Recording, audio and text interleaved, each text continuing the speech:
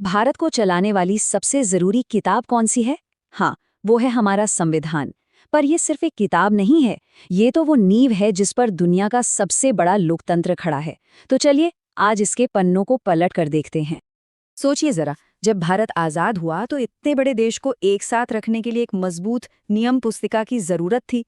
तो हमारे संविधान निर्माताओं ने 395 अनुच्छेदों का एक विशाल दस्तावेज तैयार किया, और ये शुरुआत से ही दुनिया के सबसे डिटेल्ड संविधानों में से एक था। तो सवाल ये है कि आखिर ये इतना बड़ा डॉक्यूमेंट दुनिया के सबसे बड़े लोकतंत्र को चलाता कैसे है? चलिए इसी सवाल के जवाब में हम समझेंगे कि हमारे लोकतंत्र की मशीनरी असल में काम कैसे करती है। इस सफर में हम 5 खास पड़ावों से गुजरेंगे। सबसे पहले संविधान की नींव को समझेंगे, फिर नागरिकों के मौलिक अधिकारों पर बात करेंगे, उसके बाद देखेंगे कि सरकार की संरचना कैसी है, फिर जानेंगे उन स्तंभों के बारे में जो इस व्यवस्था को संभाले हुए हैं, और आखिर में देखेंगे कि हमारा संविधान समय के साथ कैसे विकसित हुआ है। तो चलिए शुरू करते हैं हमारे पहले पड़ाव से, संविधान यानी भारत की नियम पुस्तिका। तो आखिर ये है क्या? आसान भाषा में कहें तो ये वो बुनियाद है, वो जमीन है जिस पर हमारे देश का पूरा ढांचा खड़ा है। एक दिलचस्प बात यह है कि जब संविधान बना था 1950 में, तो उसमें 395 अनुच्छेद, 22 भाग और 8 अनुसूचियां थीं। लेकिन आज इसमें 25 भाग और 12 अनुसूचियां हैं। इससे पता क्या चलता है? यही कि हमारा संविधान कोई पत्थर की लकीर नहीं है। अरे ये तो एक बढ़ते हुए पेड़ की तरह है जो देश की जरूरतों के हिसाब से बड़ा होता जाता है। एक जीता जागता दस्तावेज है ये। संविधान का सबसे पहला हिस्सा ही एक बहुत बड़ी बात कहता है। भारत राज्यों का एक संघ है। अब इसका मतलब क्या हुआ? इसका मतलब सीधा सा है कि राज्य भारत से अलग नहीं हो सकते। हाँ, लेकिन संसद के पास ये शक्ति है कि वो जरूरत पड़ने पर नए राज्य बना सकती है या पुराने राज्यों की सीमाएं भी बदल सकती है। हमने देखा है ना, तेलंगाना, उत्तराखंड, ये सब इसी शक्ति का नतीजा है। अच्छा, अब आते हैं उस हिस्से पर जो सीधे हम सबसे जुड़ा है, हमारे मौलिक अधिकार यानी फंडामेंटल राइट्स। देखिए, ये सिर्फ कागज पर लिखे कानून नहीं है, नहीं, ये वो गारंटी है, वो भरोसा है जो हमें एक आज़ाद नागरिक होने का एहसास दिलाते हैं। तो हमारे पास ये 6 मजबूत स्तंभ हैं: समानता का अधिकार, स्वतंत्रता का अधिकार, शोषण के विरुद्ध अधिकार, धर्म की स्वतंत्रता का अधिकार, सांस्कृतिक और शैक्षिक अधिकार और संवैधानिक उपचारों का अधिकार। इन सब का मकसद क्या है?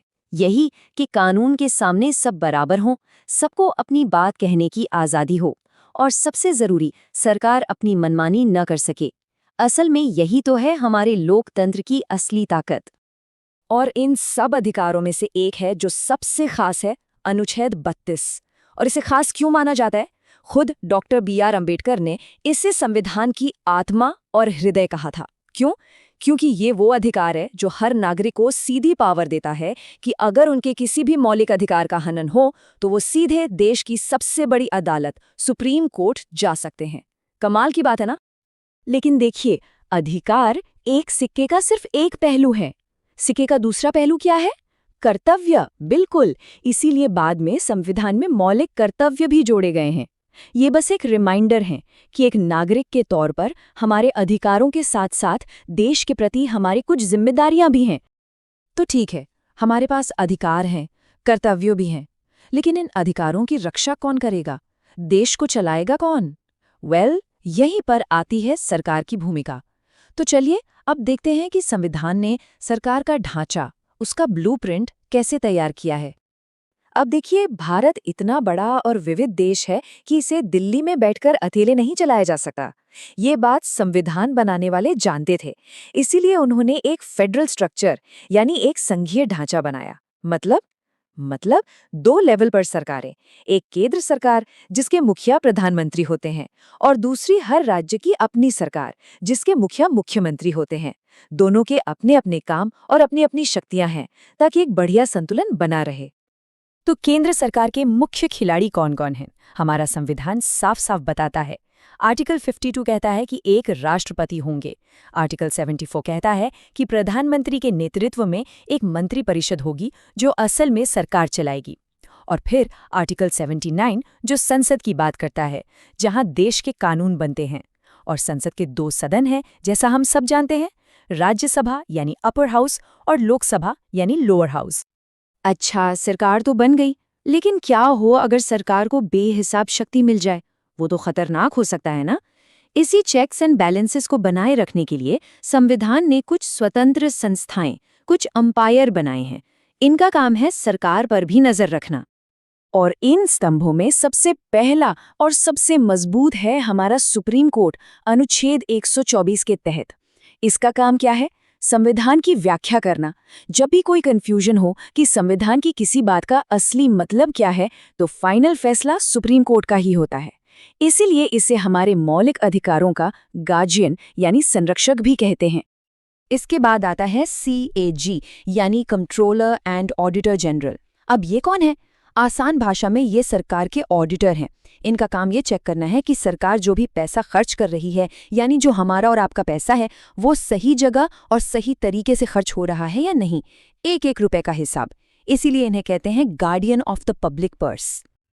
और फिर वो संस्था जो लोकतंत्र को जिंदा रखती है। लोकतंत्र का सबसे बड़ा उत्सव क्या होता है? चुनाव, है ना?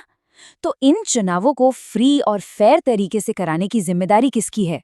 वो है इलेक्शन कमीशन की, यानी निर्वाचन आयोग की। यही वो संस्था है जो ये सुनिश्चित करती है कि हम सब अपनी मर्जी से, बिना किसी दबाव के, अपनी सरकार चुन सकें। और यही तो लोकतंत्र की जान है। तो हमने सरकार देख ली, स्वतंत्र संस्थाएं देख लीं, पर अब आते हैं शायद सबसे दिलचस्प सवाल पर। ये संविधान तो 70 साल से भी ज्यादा पुराना है। क्या ये आज भी उतना ही काम का है? जवाब है हाँ, बिल्कुल।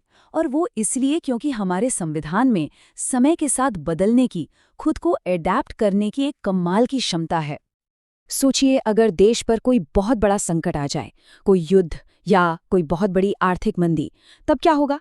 ऐसे हालात से निपटने के लिए ही संविधान में इमरजेंसी के प्रावधान हैं, जैसे राष्ट्रीय आपातकाल के लिए अनुच्छेद 352, राज्यों में राष्ट्रपति शासन के लिए 356 और वित्तीय आपातकाल के लिए 360। ये सरकार को असाधारण शक्तियां देते हैं ताकि देश को संकट से निकाला जा सके। और आखिर में वो मास्टर की, वो जादुई चाबी जो हमारे संविधान को हमेशा नया, हमेशा रेलेवेंट बनाए रखती है, वो है आर्टिकल 368। ये आर्टिकल संसद को शक्ति देता है कि वो संविधान में संशोधन कर सके, उसमें बदलाव कर सके।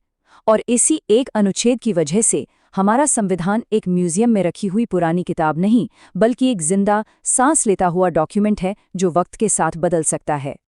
तो ये सब समझने के बाद आखिर में एक सवाल बचता है, क्या हमारा संविधान सिर्फ कुछ पन्नों का एक दस्तावेज है, या फिर ये एक जीता जागता विचार है, एक आइडिया? शायद इसका जवाब किसी किताब में नहीं है। इसका जवाब इस बात में है कि हम, भारत के लोग, इसे अपनी रोजमर्रा की जिंदगी में कैसे अपनाते हैं और इसकी आत्मा की रक्षा कैसे करते हैं।